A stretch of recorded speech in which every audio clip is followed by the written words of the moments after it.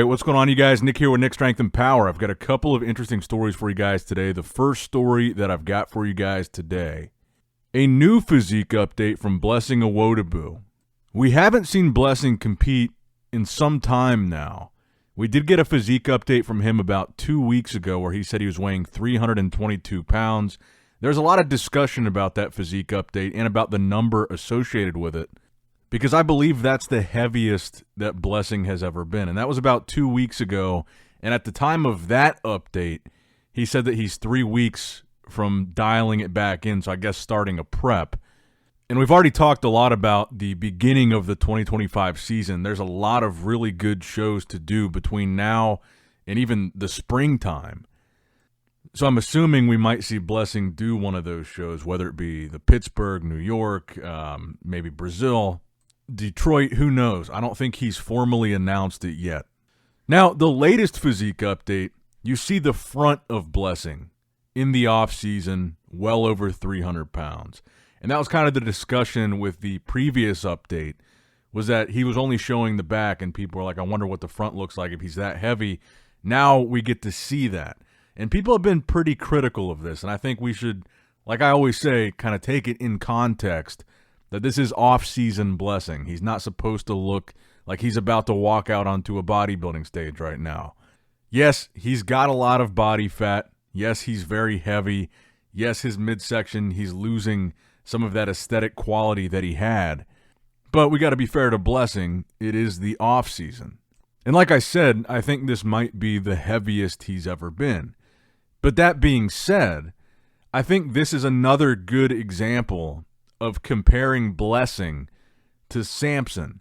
Because one of the things that I say a lot about Samson is that one of the most impressive things about him is the way that he carries his weight, the way that he carries that size. And we know that Samson right now is weighing between 320 and 325, so probably in that exact same range as where Blessing's at. And Blessing's a little bit taller too, so they're probably in a similar height range. They're both probably between 5'10 and 6 foot. So I took a couple of still images. This one is from a few weeks ago, Samson's update where he said he weighs 325, assuming Blessing is still over 320 in this update today. The front double bicep. One of the things that Blessing was often criticized for, especially when he was talked about a lot with his rivalry with Nick Walker, was his legs. So one of the things that I think people were maybe expecting him to have brought up with all this added size was his legs, in particular his quads. Now looking at this update and you put it next to Samson, this is what I mean with how Samson carries that weight. It's one thing to just be really big and say, yeah, I weigh 325 in the offseason. It's a big number. But the way Samson carries that size is unmatched, and I think you can see that in the comparison to Blessing. You look at the legs. Samson's legs clearly separated, lots of detail. The midsection, you can still see all of his visible abs. And again, he's 325. Blessing's 322, so he's actually heavier than Blessing in this update. So this is what I mean when you talk about how impressive it really is. When you see these numbers from Samson, yeah, the numbers are great, but how he looks at that number is what makes Samson so unique. Because you look at Blessing's legs, and you see almost no separation. And again, I'm not trying to dunk on Blessing or slam Blessing, but it is a pretty big difference between Blessing over 320 and Samson over 320. And that's kind of what makes Samson so special. And then I also pulled up a freeze frame from the guest posing that Samson did last week. So this is a more recent update of Samson. And you can't see his legs in this one, but the front double bicep, again, he's pulling a vacuum pose. All of his ab separation is visible. A lot of detail still in that midsection. The V-taper is just almost unchanged. I mean, like I said, he's hitting a vacuum pose here at over 320. And it's just simply not something that a lot of bodybuilders are able to pull off, what Samson has. And I think Blessing is a good comparison point for that, not only because he's at a similar number, but like I said, he's got a similar frame. He's a little bit taller than the average bodybuilder. He carries the size better than most. Blessing has actually been one of the more aesthetic open bodybuilders that we've seen as far as a V-taper, a really small waist. So he's kind of a good comparison point against Samson, having some similarities in their physique, similarities of height, similarities of weight, similarities of structure. And frankly, I think Blessing even got an earlier start to competitive bodybuilding than Samson has. I think Blessing's been around longer than Samson as far as actually competing. But despite all those similarities, you still see just vast differences between the two. And again, all this different context to keep in mind, not a super fair comparison because Samson is prepping for the Arnold and Blessing is in the offseason, even though he says, based on his post a couple weeks ago, he should be like less than a week away from starting his own prep. And we can compare the back really quickly too. This is also from Samson's most recent guest posing against Blessing's most recent physique update. And you can see very clear differences. You can't see Samson's lower body. Blessing has these really high inserted lats. So you can't really see a crazy difference here. I think if you saw Samson's legs, you would see some pretty deep hamstring separations even at this point. I think you can see more detail and just overall thickness in Samson's back. And again, not dunking on Blessing. Obviously, this is an apples and oranges comparison. We're comparing Blessing to your new Mr. Olympia champ. But I just wanted to kind of emphasize that point of when I say this, and I know I've said it a lot, the way that Samson carries this size is so impressive. I just think this exemplifies that really well, what I'm trying to express when I say that about Samson. But let me know what you guys think in the comments down below. Not even just about the comparison of Blessing to Samson, but just about Blessing in general. What do you think of his current look? What show do you think he's going to do? Do you think he's going to make it to the Olympia? Do you think he can win a show, etc.? Let me know what you guys think in the comments down below. Now, next up in the news, Nick Walker confirmed on his most recent episode of his podcast, The Mutant in the Mouth, which is him and Guy Cisternino's podcast, that he will be doing the Pittsburgh Pro. He also said in that podcast that the Arnold Classic was just too soon for him to bring the look that he wanted. And I mean, I guess that makes sense. He's only been apart from Matt for kind of a short amount of time, and more time to work with a new coach and really get things going the way they want him to. It does make sense. And this Pittsburgh show, I believe it's going to be a really successful show. If you guys don't know, the Pittsburgh Pro traditionally, and I'm sure most of you guys already know this, but it's the Mannion family show. And traditionally, they have pro divisions except for open bodybuilding. And the big draw to their show is the massive Pittsburgh Pro guest posing where they get like Olympia champs. They get like everybody. All the top guys come to the guest posing. But now, this year, they're introducing a pro open category at the show. And I don't know if they're still going to do the guest posing thing or not, because I'm assuming they're just hoping the top guys come and compete. But I think this show is going to end up being a really big deal. A lot of these guys have a ton of respect for the Mannions, and rightfully so. And you see that every year, just the fact that they show up for the guest posing. And now that there's a pro division, I'm assuming a lot of the top guys are going to show up and compete in that as well. And we've already seen Nick has now said he's doing it. Martin Fitzwater has said he's doing it. Good Vito, Vitaly Ugonikov has said he's doing it. And this is kind of a sidebar thing that is totally unrelated, but this just kind of popped in my mind when I was thinking about the Pittsburgh Pro guest posing. Where the hell is Big Ramy? Big Ramy is typically one of the big headliners of the guest posing in Pittsburgh. And I was thinking maybe he's a guy that would do this show. Where's Big Ramy, man? Is he ever going to compete again? I just took a quick scroll through his Instagram, and it's all the same. It's the same stuff, like all just throwback physique updates and Olympia videos from years ago. Again, kind of an unrelated sidebar, but I wonder if we're ever going to see him compete again. What do you guys think? But I think this Pittsburgh Pro is going to be interesting, and we get the Martin versus Nick rematch, obviously, at the New York Pro last year. Well, this year, still. That was a very close top two. And some people said that they thought Martin beat Nick at that show. It was very close. But then also you got Good Vito. And I would say if you think about the top twos that we had this year, Martin and Good Vito and Martin and Nick were probably two of the most competitive top twos that we've had all year. And we're going to get to see the rematch of both of those happen at this Pittsburgh show, assuming Good Vito actually does it. He said he was planning on doing it. It's going to be a very interesting start to the year. You've got Nick Walker with his new coach. He's hungry. He's looking to make a comeback of sorts, get his name back in the conversation. Martin Fitzwater had an incredible Olympia debut, top 4 right out of the gate, a great look. Good Vito's physique updates. He's like bigger than he's ever been, 293 pounds. He's like 5'6". We really don't know what's going to happen, who's going to come out on top.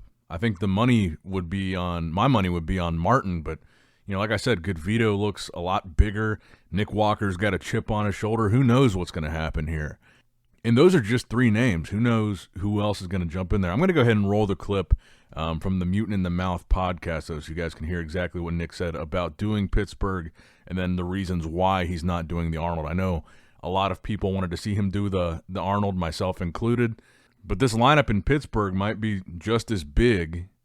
Well, I guess it would be hard to be just as big because you've got 4 actually, Mr. Olympia champs in the Arnold lineup. Brandon Curry, Samson Dowda, Derek Lunsford, and Sean Clarita. I guess that would be hard for the Pittsburgh Pro to beat, but the 3 names that we just mentioned, Martin, Nick, and Good Vito, none of them are doing the Arnold. So, but yeah, here's the clip from the Mutant in the Mouth podcast. So, do you want to announce what you're doing? Oh yeah, obviously I plan on doing Pittsburgh. So the Berg, and then are we doing New York Pro if we win? That's up in the air. I'm not going to say no to it. I'm not going to say yes to it and get everyone's hopes and dreams held high here. That Pittsburgh show is supposed to be like a badass show / expo this year.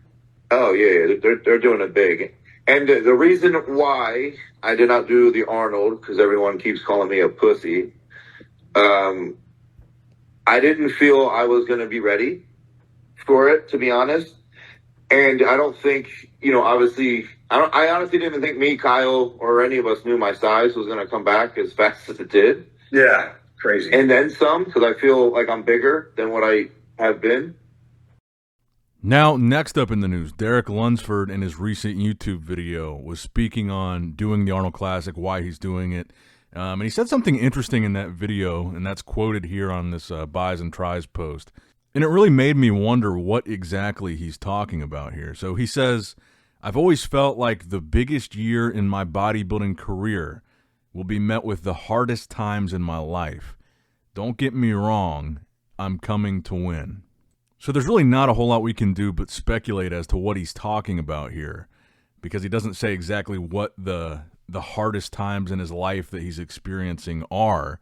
Now, Derek does mention in his YouTube video that he got bad news about his grandmother around Thanksgiving. I'm assuming about her health. Maybe that's what he's referring to when he talks about, a really difficult time in his life. He does talk about having a new coach for this prep and not working with Hani, but he doesn't specify who that coach is. So I don't know. I don't know. I don't know if the difficult thing is the grandma thing or what, but certainly could be, I guess. But you could assume maybe it's the 3rd place at the Olympia. He lost the Olympia title. Maybe it's the fact that him and Hani Rambod, now that Hani's retired, they're not going to be working together anymore, and they had a great working relationship as far as athlete and coach. Or could it be something even beyond that? Could it be personal? Could it be family? Could it be health related? And he had another quote in that YouTube video that was essentially the same thing, just phrased a little bit differently. He said, I'm coming to win, and I believe that my best is the best in the world when I bring my best, and I expect nothing less for the Arnold. Winning the Arnold Classic title is something I've always wanted. And again, that was in the YouTube video that he posted within the last 24 hours. And I'll go ahead and roll again the most recent physique update that we have of Derek. This was from December 15th, so a little bit more than a week ago. So this would have been 11 weeks out from the Arnold. And I've got to say, as unlikely as I think it will be for Samson to be beaten at the Arnold, I do find myself rooting for Derek a little bit. I love an underdog in bodybuilding. And you got to look at Derek. You see him drop to 3rd place at the Olympia. He lost his Olympia title. What would the most exciting outcome at the Arnold be? I guess that outcome would be if your reigning Mr. Olympia got defeated outside of the Olympia. It doesn't really get much more exciting than that. So I find myself kind of rooting for Derek because it does seem so unlikely that someone's going to beat Samson, because Samson just seems to be on such a roll right now.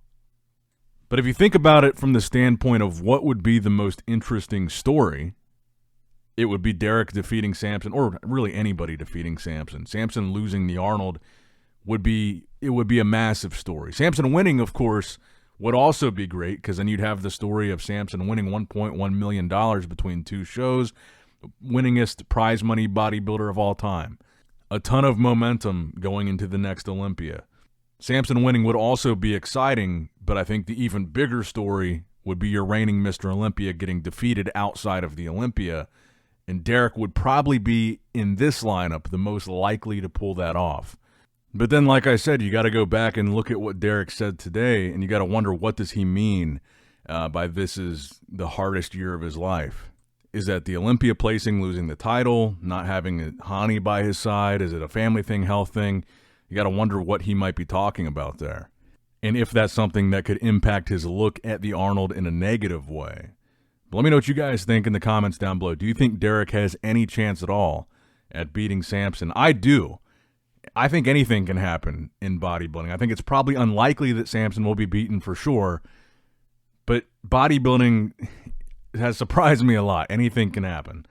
But let me know what you guys think in the comments down below. I think that's going to wrap it up for the video today, guys. I hope you did, in fact, enjoy it. If you guys are celebrating the holidays, I hope you have a great holiday. I may post a video tomorrow on Christmas Eve. I'm not sure. I guess it depends what's going on. Probably won't post anything Christmas Day, but then I should be back Thursday or Friday.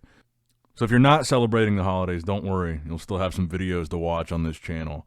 I'll still be posting some point this week. And maybe even if you do celebrate the holidays and you're bored at your family Christmas, you'll still have a video to watch. So thank you guys for watching. Hope you enjoyed it. Make sure you like, comment, subscribe, all that good stuff. And as always, I love you guys. Appreciate you guys. Nick Strength and Power signing out. All right, guys, don't forget to click that like button and subscribe to this channel if you enjoy the content. Also, check out my Instagram at NICKS&P, my Facebook page, which is simply Nick Strength and Power, my secondary YouTube channel, Nick Strength and Vlogs, for vlogs and bonus content that you will not see on this channel, and consider subscribing to my third YouTube channel, Nick Strength and Pokemon, which is all things Pokemon and trading card games, completely unrelated to this channel. So if you're into that, give that one a look. And all links to merchandise and social media will be in the description box below. If you guys want a Nick Strength and Power t-shirt, that will be in the Shopify link below. Have a great day.